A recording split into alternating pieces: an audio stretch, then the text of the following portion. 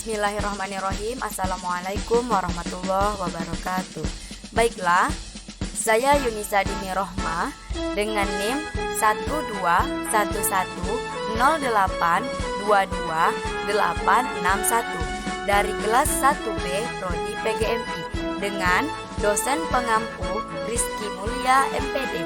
Baiklah, pada kali ini saya akan menjelaskan tentang ejaan bahasa Indonesia atau yang biasa kita sebut dengan EBI.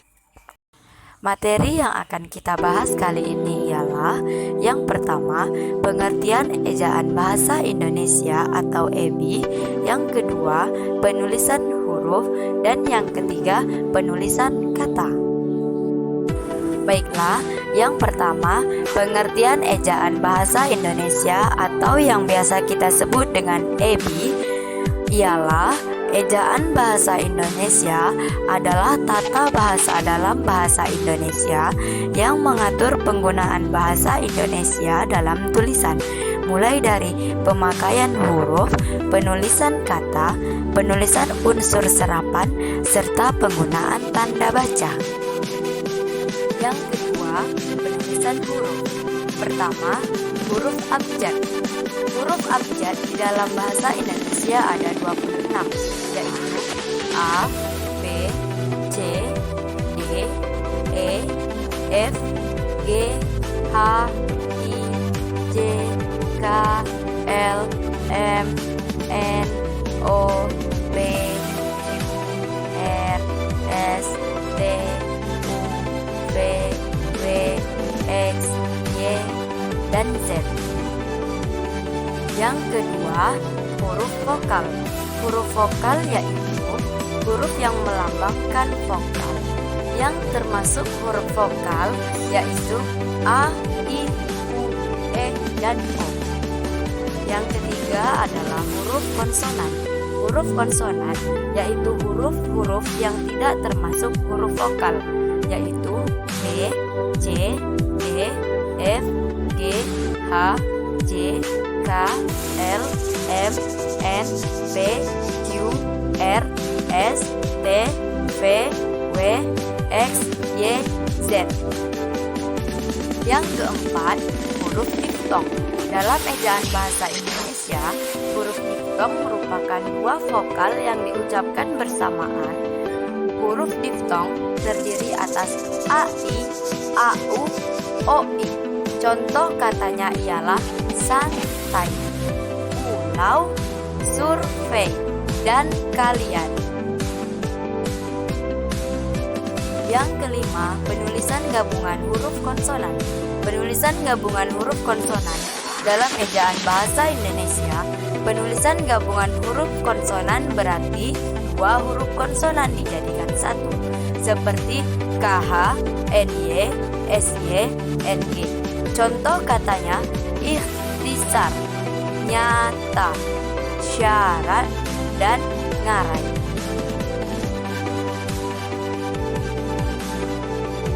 Yang keenam, huruf kapital. Huruf kapital biasanya digunakan sebagai huruf pertama di awal kalimat. Contohnya, saya pergi ke pasar. Di dalam kata saya terdapat huruf kapital, yaitu S.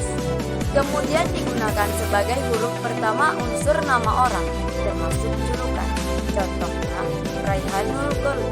Di dalam kata Raihanul dan Goldi terdapat huruf kapital, yaitu R dan Q. Kemudian digunakan di awal kalimat dalam petikan langsung. Contohnya, Ibu bertanya, apakah kamu sudah makan? Di dalam kata apakah terdapat huruf kapital, yaitu A. Kemudian digunakan sebagai huruf pertama setiap kata agama, kitab suci, dan Tuhan. Contohnya, Islam dan Al-Quran. Kemudian digunakan sebagai huruf pertama unsur nama gelar kehormatan, keturunan, dan keagamaan yang diikuti nama orang. Contohnya, Sultan Hasanuddin. Kemudian digunakan sebagai sapaan.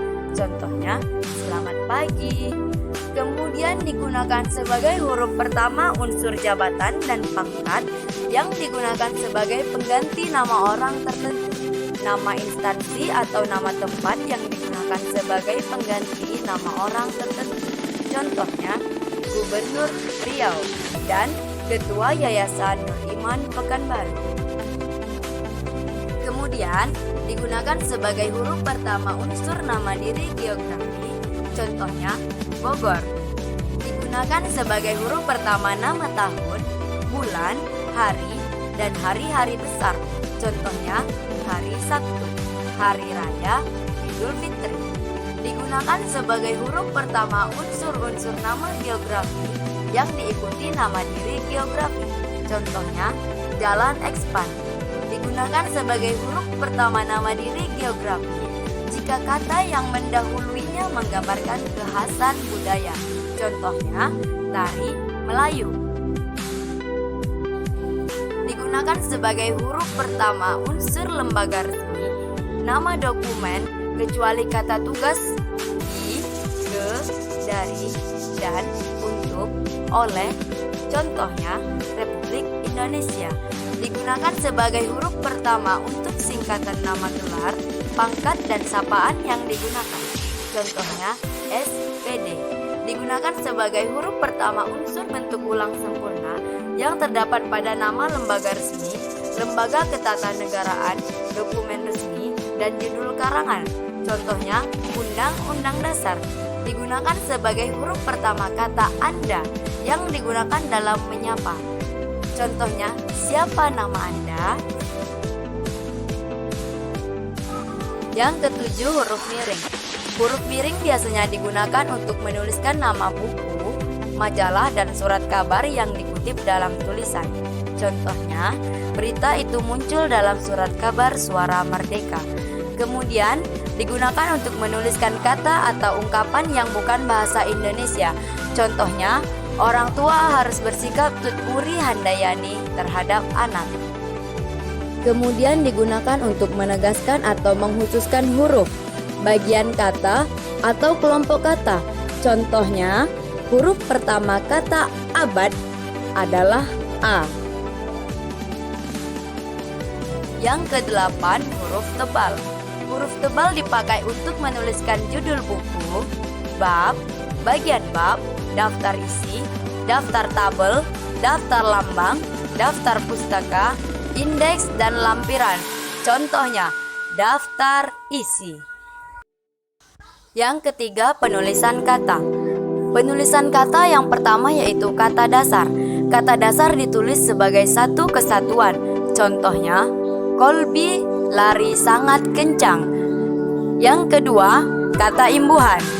Imbuhan atau awalan, sisipan, akhiran ditulis serangkai dengan bentuk dasarnya. Contoh, di jalan. Bentuk terikat ditulis serangkai dengan kata yang mengikutinya. Contoh, antar kota. Yang ketiga, bentuk ulang. Ditulis dengan menggunakan kata gabung atau strip di antara unsur-unsurnya. Contoh, anak-anak. Penulisan pemenggalan kata dalam ejaan bahasa Indonesia sering dilakukan jika ada huruf vokal yang berurutan dan terletak di tengah kata. Pemenggalan dilakukan di antara kedua huruf vokalnya. Kemudian ada huruf konsonan, termasuk gabungan huruf konsonan di antara dua huruf vokal yang terletak di tengah kata. Pemenggalan dilakukan sebelum huruf konsonan. Kemudian ada dua huruf konsonan yang berurutan yang terletak di tengah kata. Pemenggalan dilakukan di antara kedua huruf konsonan. Dan yang terakhir, ada tiga huruf konsonan atau lebih yang terletak di tengah kata. Pemenggalan kata dilakukan di antara konsonan pertama dan kedua. Baiklah, sekian video dari saya dan semoga video dari saya dapat bermanfaat dan dapat diamalkan. Terima kasih. Wassalamualaikum warahmatullahi wabarakatuh.